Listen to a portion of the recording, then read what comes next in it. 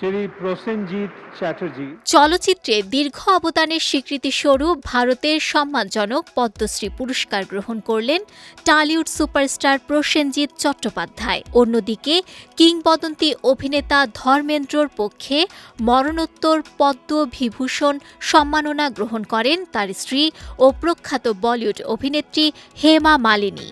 নয়াদিল্লির রাষ্ট্রপতি ভবনে আয়োজিত প্রথম সিভিল ইনভেস্টিচার সেরেমনিতে রাষ্ট্রপতি দ্রৌপদী মুর্মু মনোনীত বিশিষ্ট ব্যক্তিত্বদের হাতে এই পদ্ম সম্মান তুলে দেন।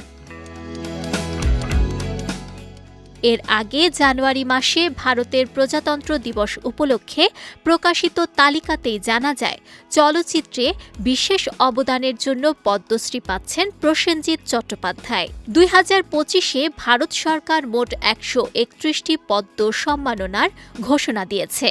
এর মধ্যে রয়েছে 5টি পদ্মবিভূষণ, 13টি পদ্মভূষণ এবং 113টি পদ্মশ্রী।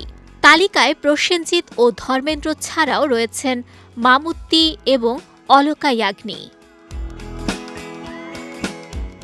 প্রায় 4 দশকের অভিনয় জীবনে টলিউডে অত্যন্ত গুরুত্বপূর্ণ ভূমিকা রেখেছেন প্রসেনজিৎ।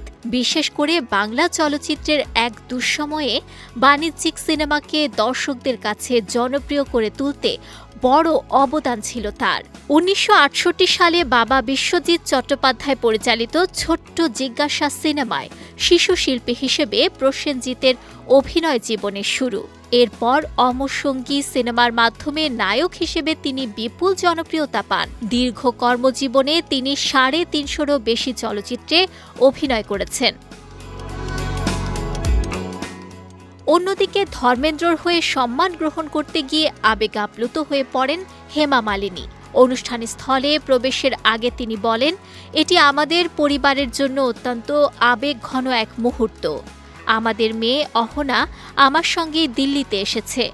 ঈশা আসতে চেয়েছিল, কিন্তু শেষমেশ আসতে পারেনি। পুরো পরিবারই আজ আনন্দিত। সানি, ববি সবাই এই খবর জানে এবং আমাদের সবার জন্যই এটা অত্যন্ত গর্বের মুহূর্ত।